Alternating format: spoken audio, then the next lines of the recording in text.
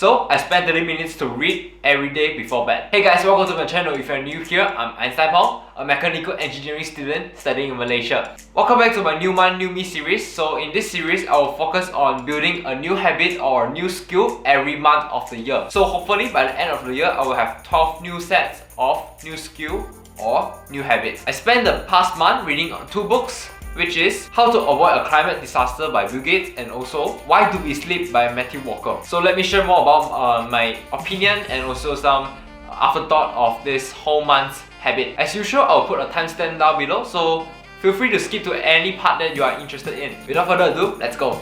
Why am I doing this, you ask? I was actually finding some answers. Let me share you some backstories. During the year 2015, Bill Gates actually shared to the world in a talk where he mentioned that the whole world is not ready for a pandemic.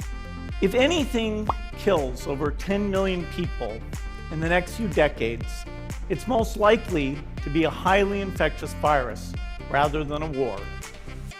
Not missiles, but microbes. And currently, we are all suffering from the super virus we all know as COVID-19 by today. Our life was changed because of this pandemic, and what used to be normal isn't so normal anymore, like going to school or face-to-face hanging out with friends. So it got me very curious. Why is Bill Gates capable of actually telling the future? How does he know that this is happening? In my opinion, the best way to actually understand a genius like him is to actually think like how he thinks. So I spent some time watching his Netflix. He has a very good series, you should check it out, and then also read his newest book. This book is called How to Avoid a Climate Disaster. This book actually focuses on the next so-called pandemic, or actually world crisis is just around the corner, and why we should actually start making a change to solve this very big issue. I'll elaborate a little bit more later. So I believe there is actually an algorithm, a process of thinking where you can actually precisely predict the direction of the world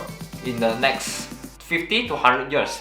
And that's why I invested some of my time in this very amazing read. Next up, I also faced another first world issue. To be honest, it is actually my sleep problem. All my close friends that I text a lot with actually knows this already. I have a very serious sleep disorder, and also I'm putting all-nighters as normally as reading, so it's definitely not a good habit, and I'm looking for help. There's a funny story where my friends woke up at 7 and text me, and then I text them back only to realize that they woke up at 7. I didn't sleep until 7. This is a very bad habit that actually decreased a lot of my productivity, and my quality of life exponentially decreased because of the lack of sleep. And this is why I picked out this book, Why Do We Sleep, written by the sleep expert Matthew Walker. I'll start off with the views I have after reading How to Avoid a Climate Disaster by Bill Gates. The core idea of the whole book is actually surrounded with this. We are emitting 50 billion tons of greenhouse gases into our atmosphere every year. He listed out all the disasters and also the cause of all these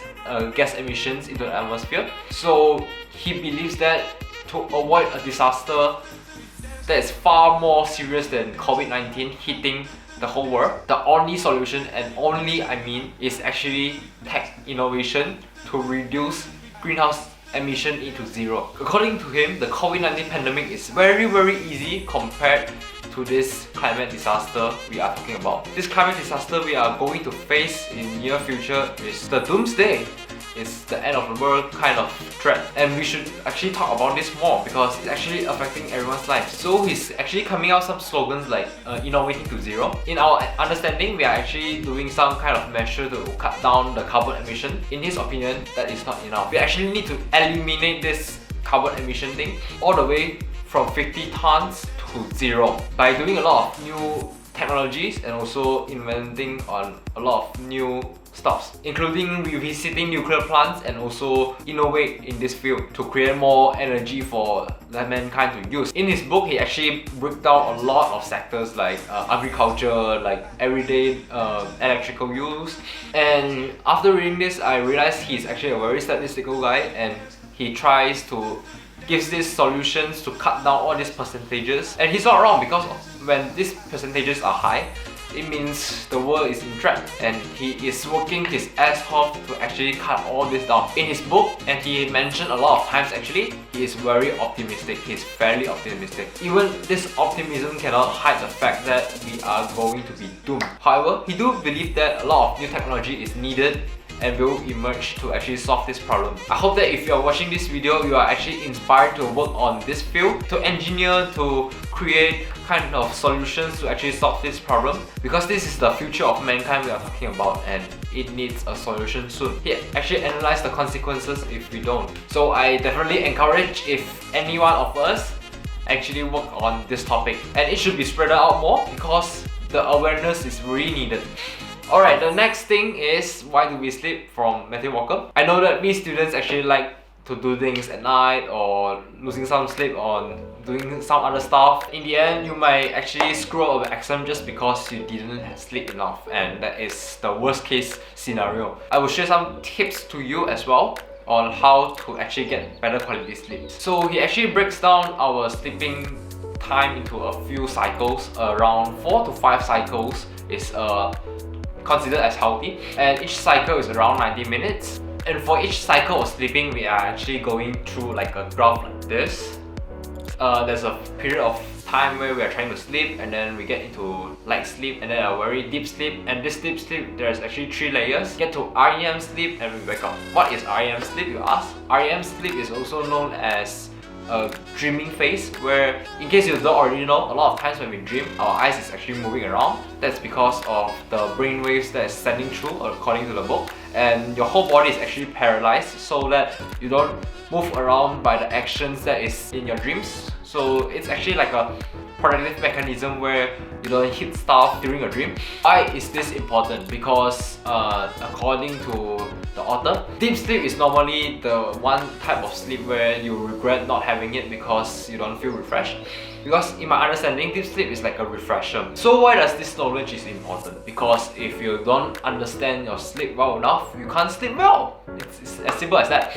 I've tried this sleeping schedule for a couple of weeks now, and my sleep quality obviously increased. Turns out I just need a little bit more understanding on my sleep and build some habits. So these habits is what all of us really need, and I'll share it to you. There's a few tricks before you sleep, you should be using them. So first of all, before you sleep, you can actually take a bath. But this bath, remember, it should be a hot shower, because when you are taking a hot shower, you are actually cooling down your body temperature by 1 or 2 degrees, and that is actually the perfect temperature for you guys to sleep in. So the second tip is that before you sleep, have less contact with blue lights. If you want to use your electronic devices, turn it into the warmth mode, the night mode, where you can actually have less blue light. That actually stimulates a lot with your eyes. By using all these night modes in your phone, you will actually have a better sleep quality. The other few tips is that try not to actually do vigorous exercises 2 to 3 hours before you sleep, and also try not to eat before you sleep. I tried all these tips myself, it is extremely useful. My sleep quality is better right now, and I can definitely remember a lot of stuff. If you are interested on both of these books, definitely check them out. In this video, I'll focus more on the reading habit I built up this whole month rather than the content of the books, because the content of the books you can definitely read it yourself. Both books are amazing and you should really spend some time reading on them. Is this habit useful? I find it extremely helpful because in a short 1 month span, I actually earned so much new information and also knowledge just by reading. And this is actually a very good habit to read before sleep, because as I mentioned, I had sleep disorder and I really can't sleep. So instead of wasting that time on bed trying to sleep or trying to figure out what, should I be productive or should I sleep, I just started reading until I really feel sleepy and just sleep. So in a way, because of my sleep disorder, I actually wasted a lot of time on bed trying to sleep. In the end, I actually feel like I'm energetic, but on the wrong times, and also my whole day is actually shorter. But by doing so, I actually feel like the value of my life is increased. I'm actually spending time on training my brain and to open up my vision to the world. I actually have a timer on my iPad, so I have to read 30 minutes every day. But sometimes when you're in a flow state and you really feel like you are in the zone, you will actually read more without you realizing. So I end up actually finishing these 2 books in my very busy schedule. For you, the viewers, you don't have to be too ambitious if you're not a very active reader. Just 5 to 10 minutes or a few pages a day. Slowly understand your reading habit, and then you can actually build up your reading speed. So by then, you can actually cram in a lot of new knowledges in a very short period of time. Will I continue this habit? If I'm too busy, then I probably won't.